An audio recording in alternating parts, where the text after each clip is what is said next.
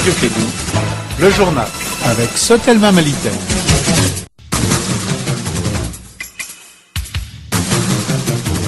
Merci d'écouter la radio Kédougou. Voici les titres de ce journal. Après Caille dimanche, Ségou à son tour a manifesté ce mardi contre le fédéralisme ou la division du Mali. Reportage complet au tout début de ce journal avec notre correspondant sur place. Et puis la pauvreté va reculer en 2015 au Mali. Ce sont les résultats d'une enquête menée par la cellule stratégique pour la croissance et la réduction de la pauvreté. Des détails dans cette édition. Voilà pour les titres. Les détails dans un instant avec Assetou Kanté et Cheikh Kone à la technique.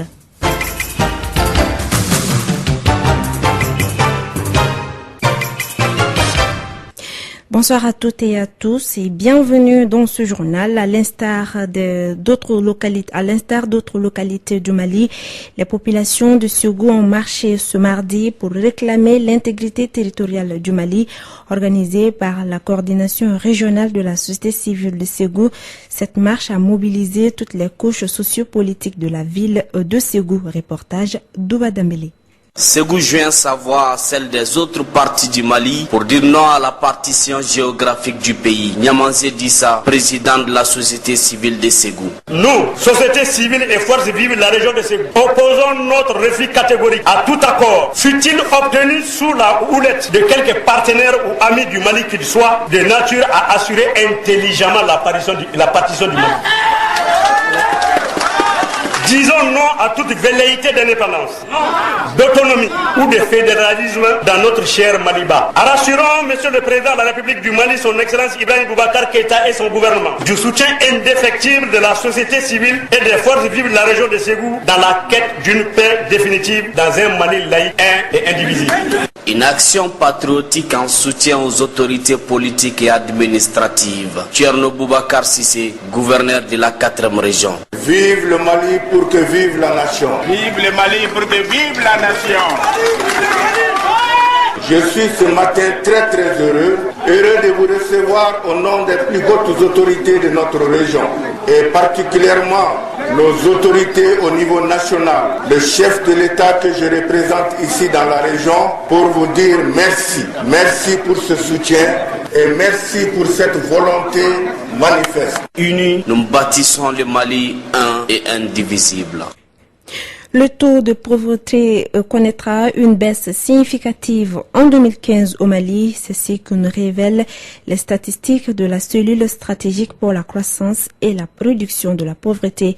Au sein de la CSRP, on nous assure que l'espoir est permis, surtout avec la reprise de la coopération avec les différents partenaires. Kassim Traoré. Les conditions de vie des Maliens peuvent connaître une amélioration significative en 2014 et 2015. Ségou Badjara, coordinateur de la cellule stratégique pour la croissance et la réduction de la pauvreté. Les programmes de coopération avec les partenaires de différents projets étaient assez arrêtés et ça a commencé à démarrer effectivement vers le dernier trimestre de l'année 2013. Donc on ne peut pas avoir des résultats significatifs entre le niveau de pauvreté de 2012 et celui de 2013. C'est pour ça que le taux de pauvreté de 2012 était à 42,7%. 2013, c'est 42,6%. La cellule de réduction de la pauvreté se réjouit d'une nette amélioration de l'accès des populations à certains services sociaux de base comme la santé, l'eau potable et l'électricité. Alors que dans le domaine de l'éducation, tout n'est pas rose. Dans le domaine de l'éducation, nous avons constaté une dégradation de la situation, une baisse du taux de scolarisation, et aussi bien au niveau national qu'au niveau régional. Mais une particularité à ce niveau, c'est que nous avons constaté que le taux de scolarisation des filles a dépassé en 2013 celui des garçons. Si cette tendance continue, la croissance peut atteindre 6,5%. Va être de nature à booster pas mal d'éléments et à améliorer significativement les conditions de vie des populations. Et nous avons constaté que dans le domaine de l'environnement aussi, une prise de conscience est en train d'être prise pour pouvoir intégrer la dimension de l'environnement, changement climatique dans nos politiques et stratégies. Il ajoutera que le Mali se relève de la crise de 2012, mais les défis restent importants pour assurer une croissance inclusive et réductrice de la pauvreté. Merci Kassim Traoré. Assainissement à Bamako, le groupe Ozone s'engage pour 8 ans. C'est à travers une convention de gestion des services de propriété de la capitale malienne. La signature de la dite convention a eu lieu hier à la voirie du district de Bamako. Le groupe Ozone ambitionne aussi de transformer les déchets en ressources énergétiques. Les précisions avec le représentant du groupe Ozone, Adnan Belmaï. Il est au micro d'André Traoré. Je sais qu'il y a une accumulation depuis des années de déchets en plein centre-ville en fait de la ville de Bamako. Et aujourd'hui, après l'envoi de nos équipes d'ingénieurs qui ont réalisé en fait les études de faisabilité dans les études terrain dans la ville de Bamako et dans les alentours et au niveau de la décharge, nous sommes aujourd'hui en fait entièrement capables et engagés, totalement engagés pour éradiquer en fait la ville de ces déchets. Et l'idée étant au final de pouvoir transformer ces déchets en ressources énergétiques pour la ville de Bamako. Ça va vous coûter combien en termes financiers? Je ne peux pas le résumer parce que c'est un investissement lourd sur plusieurs années qui va commencer par l'équipement matériel, le matériel roulant et qui va suivre un investissement en génie civil pour la construction en fait de centres de ressources énergétiques. Pendant combien de temps? La durée de contrat est de 8 ans et les investissements vont durer les 8 ans. À partir de quelle date? Non mais à partir de maintenant, la signature de la convention. Parlant à présent de décentralisation, ouverture ce matin à la Maison des aînés de Bamako d'un atelier de validation du programme de développement des villes. Le but est de faire de nos villes des espaces de convivialité et de sécurité. À l'issue de la rencontre, les participants devront valider un programme d'activité pour mieux étaler les villes du Mali. Le secrétaire général du ministère de la décentralisation et des villes, Boubacar Sow, nous donne des détails. L'objet de la rencontre de ce matin, c'est de soumettre à la validation un programme de développement des villes du Mali sur la période 2014-2018. Je pense que cette rencontre se tient à un moment particulièrement où la problématique ville est au cœur de l'actualité. Nous avons tous vécu et nous continuons de le vivre, les problèmes liés à l'assainissement, aux inondations, les problèmes fonciers, les problèmes de non-maîtrise d'étalement des villes, les problèmes de sécurité dans les centres urbains, qui sont autant de problèmes auxquels le gouvernement et les citoyens doivent faire face. C'est pourquoi le gouvernement a adopté la politique nationale de la ville et il s'agit pour nous aujourd'hui de décliner cette politique en programme d'activité. Ce programme d'activité, il est prévu un programme décennal sur la période 2014-2023 avec une première tranche de 5 ans sur la période 2014-2018. C'est ce programme de 5 ans qui est soumis à la validation de l'atelier aujourd'hui pour qu'on puisse l'adopter, que le gouvernement en tire les conséquences pour étaler des activités pertinentes à mener pour circonscrire les difficultés auxquelles les villes sont confrontées aujourd'hui au Mali.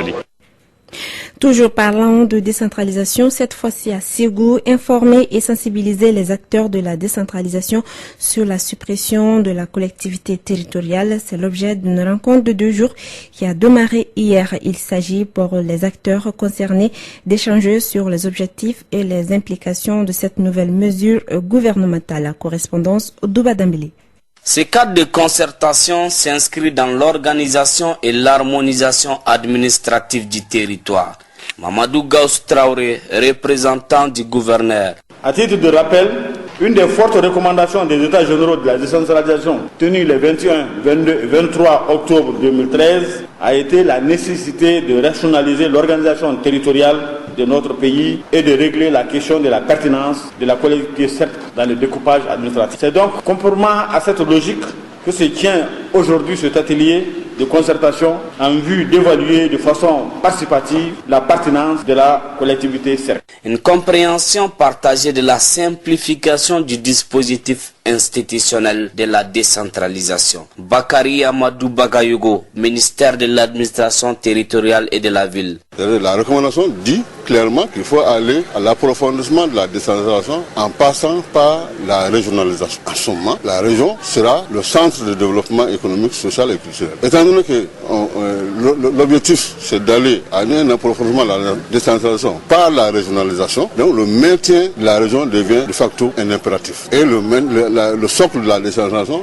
au Mali, qui est parti sur la communalisation au départ, doit également être maintenu, qui est également le niveau communal. Cependant, il est prévu une concertation nationale dans les jours à venir pour finaliser l'action entreprise.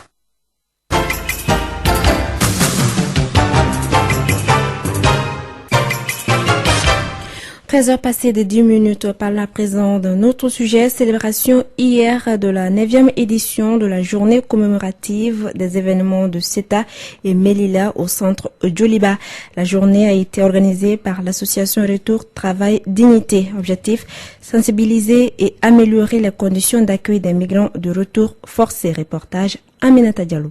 Chaque année depuis 9 ans, cette association célèbre la journée pour informer et sensibiliser les candidats potentiels à l'immigration. Ismaïla Samasekou. On a créé l'association parce que après les événements de Ceuta et Melilla, lorsqu'on a retourné au pays, donc on a jugé nécessaire pour qu'on s'organise en association pour que vraiment les problèmes auxquels les migrants sont confrontés, on puisse avoir des solutions à ça. La sensibilisation du ministère des Maliens de l'étranger est de migrer dans les conditions légales pour éviter les difficultés. Brulay Keita, représentant du ministère des Maliens de l'étranger. C'est une association qui œuvre vraiment à donner la bonne information à nos concitoyens avec des acteurs qui ont participé aux événements de Melilla et de Ceuta. Donc quelque part, c'est de nous aider à donner la bonne information aux concitoyens sur les risques de la migration irrégulière. Les difficultés rencontrées par les migrants sont atroces. Écoutons successivement Bachirou Koulibaly et Yacouba Samake, victimes. Seul Dieu connaît les difficultés que j'ai rencontrées. Parce que le jour où j'ai quitté là-bas, j'avais de grosses tapettes trouées. J'ai marché jusqu'à perdre l'usage de ma jambe. Il n'y a personne là-bas. Si tu t'arrêtes, ils partent te laisser seul.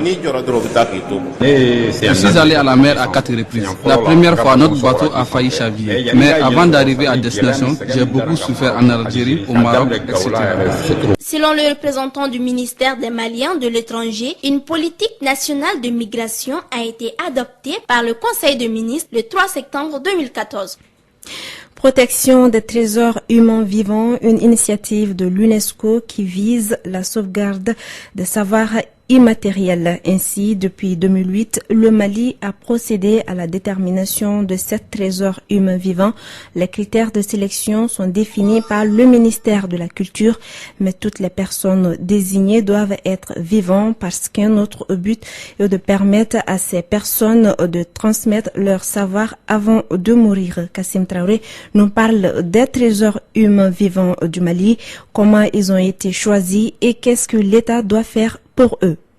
Éviter que les détenteurs des savoirs immatériels ne meurent avec leurs connaissances. C'est l'un des objectifs de la classification des trésors humains vivants du Mali. Le travail de sélection des trésors humains vivants revient au ministère de la Culture avec l'appui d'autres départements. C'est ainsi que 7 trésors humains vivants ont été choisis. Parmi les personnalités choisies, il y a le vieux Bekaï Niaré, le célèbre traumatologue du quartier de Bankoni à Bamako. Il a su transmettre ses savoirs ancestraux à ses enfants, filles et garçons. Âgée de 43 ans, Oumokone est la plus jeune trésor humain vivant. Elle habite le quartier de Sabalobougou en commune 5 du district de Bamako. Oumokone a un savoir dans le traitement des fractures d'os, d'où son succès. Oumokone n'est pas la seule femme sur cette liste de trésors humains vivants du Mali. Il y a la reine du balafon, Mariam Bagayougo, qui a fait le tour du monde avec son Goussoumbala. Sur la liste figurent les sages de Badlabougou, traditionnalistes, linguistes et sociologues. Karamogo Bamba, comme l'appellent ses intimes, est l'un des principaux animateurs du mouvement Go, une écriture africaine inventée en 1949 qui permet de transcrire toutes les langues. Hanan Hu de Sankore, Koba Hu de Djingarébert, des groupes de maçons de Tombouctou et Baretoun de Djéné sont aussi sur la liste des trésors humains vivants du Mali. Le 7e trésor humain vivant, Kondji Konaté, était un maître forgeron. Il a relancé les activités d'extraction de fer dans son village, mais il ne vit plus. Le professeur Denis Dougnon remporte l'édition 2014 du prix Elf for Elf de la Fondation Strom de Norvège. Il a gagné cette récompense pour sa contribution au développement des écoles pionnières. Le professeur Denis Dougnon a décidé d'attribuer la totalité du prix d'une valeur de 10 millions de francs CFA à des groupements d'entraide de femmes. Je vous propose de l'écouter. Les populations aujourd'hui au Mali, on sait que beaucoup d'enfants n'arrivent pas à accéder à l'école. Quand les parents présentent les enfants à la porte de l'école, on dit ah, ils ont 8 ans, ils ont 9 ans, ils ont 10 ans, ils ont dépassé l'âge de scolarisation. Et on s'est rendu compte qu'aujourd'hui, il y a plus de 600 000 enfants qui n'ont pas pu aller à l'école. Et en 2003, nous avons constaté que des enfants accompagnaient leur mère dans les centres d'alphabétisation parce qu'ils avaient envie d'apprendre à lire, écrire et calculer. C'est un droit. C'est un droit fondamental pour les enfants. Et c'est sur cette base-là que nous avons décidé d'initier avec la Fondation Strom et ses partenaires. C'est pourquoi je veux donner cet argent-là au groupement d'entraide des femmes. C'est pour qu'elles puissent donner 50 000 francs à une femme qui en a besoin et qui va rembourser peut-être 55 000 francs, 5 000 francs sur les 50 000 francs pour que ce soit une sorte de fonds capital et que d'autres femmes puissent bénéficier de ce fonds-là en faveur des enfants. Pas uniquement pour nourrir leur mari, mais vraiment surtout pour soigner les enfants, pour aider les enfants qui n'ont pas la chance à aller à l'école. Surtout pour que les enfants se maintiennent. Voilà, c'était là le professeur Dugnon, lauréat du prix Elf for Elf de la Fondation Ostrom de Norvège, édition 2014. Un mot de sport avant de nous quitter. Ligue Sport Football, Ligue des Champions d'Europe. La deuxième journée démarre cet après-midi avec 8 rencontres. Entre autres, le PSG affronte le FC Barcelone au Parc des Princes. Manchester City accueille l'AS Rome. Le Bayern de Munich ira défier le CSK Moscou. Il est exactement 13h passées de 17 minutes. C'est la fin de cette édition qui vous a été présentée par Assetou Kanté, mise en onde par Cheikh Koné. Merci à tous de l'avoir suivi. Tout de suite, votre émission sportive.